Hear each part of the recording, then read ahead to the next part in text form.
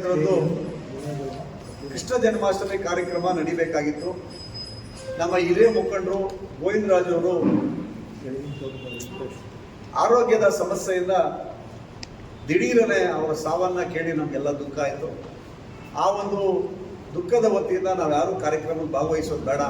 ಸುಮಾರು ವರ್ಷಗಳ ಕಾಲ ಅವರು ಸಮುದಾಯಕ್ಕೆ ಅವರು ಒಂದು ಕೊಡುಗೆಯನ್ನು ಕೊಟ್ಟಿದ್ದಾರೆ ಅಂತೇಳಿ ನಾವೆಲ್ಲ ತೀರ್ಮಾನ ಮಾಡಿ ಮುಖಂಡರು ಅವತ್ತು ಕಾರ್ಯಕ್ರಮನ ಮುಂದೂಡಿ ಜಿಲ್ಲಾ DC ಸಾಹೇಬರೊಂದಿಗೆ ಮಾತುಕತೆ ಮಾಡಿ, ಸರ್ ನಾವು ಮುಖಂಡರೆಲ್ಲ ಸೇರಿ ಕಾರ್ಯಕ್ರಮನ ಮುಂದೂಡ್ತಾ ಇದ್ವಿ, ತಾವೇನು ಸರ್ಕಾರಿ ಕಾರ್ಯಕ್ರಮ ಮಾಡಬೇಕು ತಾವೆಲ್ಲ ಮಾಡಿ ನಾವೆಲ್ಲ ನಿಮ್ಮ ಒಟ್ಟಿಗಿರ್ತೀವಿ ಅಂತೇಳಿ ನಾವು ಅವರನ್ನು ಮನವಿ ಮಾಡಿಕೊಂಡು ಮತ್ತೆ ನಾವು ಯಾವತ್ತು ಕಾರ್ಯಕ್ರಮ ಮಾಡ್ತೀವಿ ಆ ಕಾರ್ಯಕ್ರಮಕ್ಕೆ ತಾವೆಲ್ಲ ಸರ್ಕಾರಿ ಕಾರ್ಯಕ್ರಮ ರೀತಿಯಾಗಿ ನೀವೆಲ್ಲ ಮಾಡಿಕೊಡ್ಬೇಕು ಅಂತೇಳಿ ನಾವು ಮನವಿ ಮಾಡ್ಕೊಂಡಿದ್ವಿ.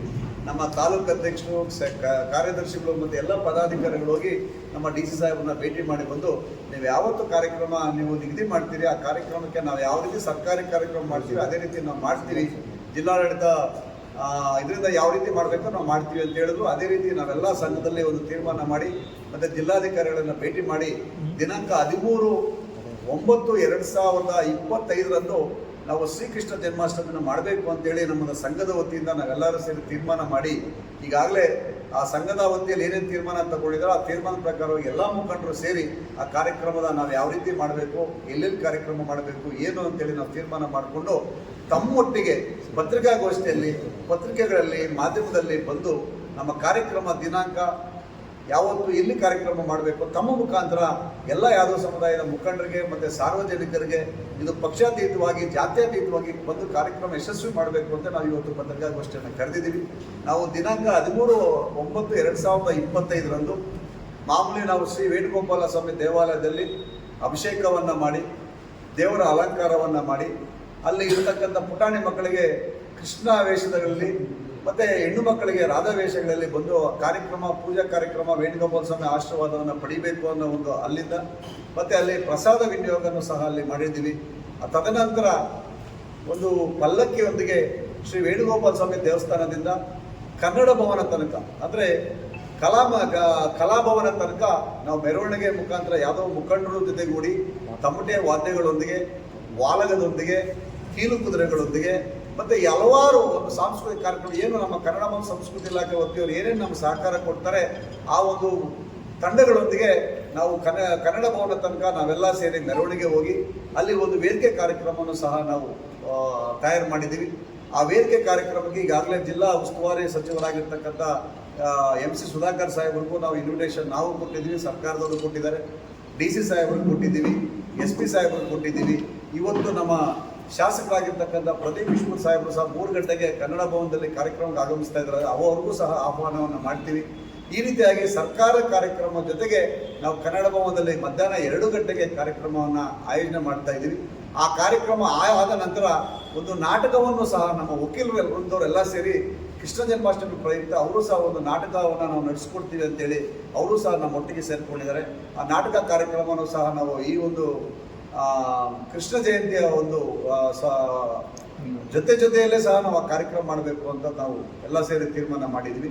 ಅದರೊಟ್ಟಿಗೆ ಈಗಾಗಲೇ ನಾವೆಲ್ಲ ಆಟೋ ಪ್ರಚಾರ ಮಾಡಿದ್ದೀವಿ, ಪಾಂಪ್ಲೆಟನ್ನು ಹಚ್ಚಿ ಮನೆ ಮನೆಗೂ ಸಹ ನಾವೆಲ್ಲ ನಮ್ಮ ಕುಟುಂಬದವರಿಗೆ ನಮ್ಮ ಪದಾಧಿಕಾರಿಗಳು ಸೇರಿಕೊಂಡು ಮತ್ತು ಎಲ್ಲ ಮುಖಂಡರುಗಳು ಕೆಲವೆಲ್ಲ ಸ್ವಲ್ಪ ಜೊತೆ ಒಂದು ದಿವಸ ಒಂದಷ್ಟು ಜನ ಹೋಗಿ ಒಂದೊಂದು ಎಲ್ಲ ಕಡೆನೂ ಹೋಗಿ ಚಿಕ್ಕಬಳ್ಳಾಪುರದಲ್ಲಿ ಏನೇನು ಇದೆ ಎಲ್ಲ ಮನೆಗಳಿಗೂ ಸಹ ಪಾಂಪ್ಲೆಟನ್ನು ಸೇರಿಸಿದ್ದೀವಿ.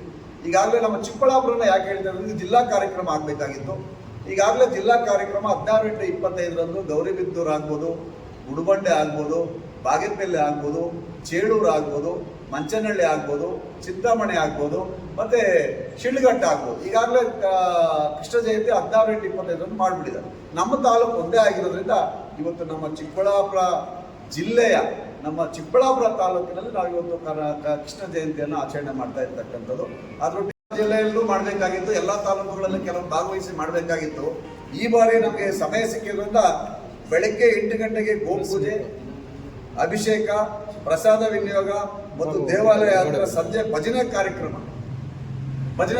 ಅಂದರೆ ಶ್ರೀಕೃಷ್ಣ ಏನವ್ರ ಚರಿತ್ರೆಗಳಾಗ್ಬೋದು, ಇನ್ನೊಂದಾಗ್ಬೋದು, ಅವ್ರ ಬಾಲ್ಯಗಳಾಗ್ಬೋದು, ಯಾವ ರೀತಿ ಬೆಳೆದು ಬಂದ ರೀತಿ ಒಂದು ಆಡುವ ಮುಖಾಂತರ ಎಲ್ಲ ಮುಖಂಡರು ಭಜನೆ ತಂಡ ನಾವು ಸಹ ನಡೆಸ್ಕೊಡ್ತೀವಿ ಅಂತ ಹೇಳಿದ್ರು, ಅದು ಸಹ ಮಾಡಿಕೊಡ್ತೀವಿ ಅಂತ ಹೇಳಿದ್ದಾರೆ. ಮತ್ತು ರಾತ್ರಿ ಶ್ರೀಕೃಷ್ಣ ಲೀಲಾ ಜೀವನ ಚರಿತ್ರೆ ಅಂತ ನಿಮ್ಗೆ ಹರಿಕತೆ, ಇಲ್ಲಿ ಡ್ರಾಮಾ ಜೊತೆಗೆ ನಾಟಕದ ಜೊತೆಗೆ ಹರಿಕತೆಯನ್ನು ನಾವು ಮೊದಲೇ ಒಂದು ದಿವಸ ಮುಂಚೆನೆ, ಇದು 12ನೇ ತಾರೀಕು ಕಾರ್ಯಕ್ರಮ ಇದು.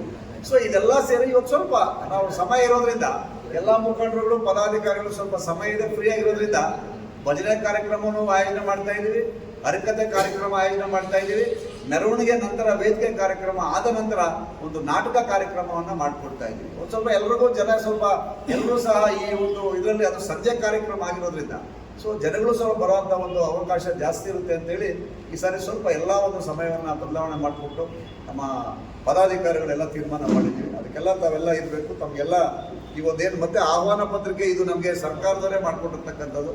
ಪ್ರೋಟೋಕಾಲ್ ಸರ್ಕಾರದವ್ರು ಯಾವ ರೀತಿ ಮಾಡಿದ್ರೆ ಅದೇ ರೀತಿ ಮಾಡಿದ್ರೆ ನಾವು ಯಾವುದೇ ಬದಲಾವಣೆ ಮಾಡಿಲ್ಲ. ಯಾಕಂದರೆ ಮೊದಲೇ ಹೇಳಿದ್ದೀವಿ ನಾವು ಮತ್ತೊಮ್ಮೆ ನಾವು ಕಾರ್ಯಕ್ರಮ ಮಾಡ್ತೀವಿ, ಆ ಕಾರ್ಯಕ್ರಮ ನೀವೆಲ್ಲ ಸಹ ಸಹಕಾರ ಕೊಡಬೇಕು ಅಂತ ತೀರ್ಮಾನ ಮಾಡಿದ್ವಿ.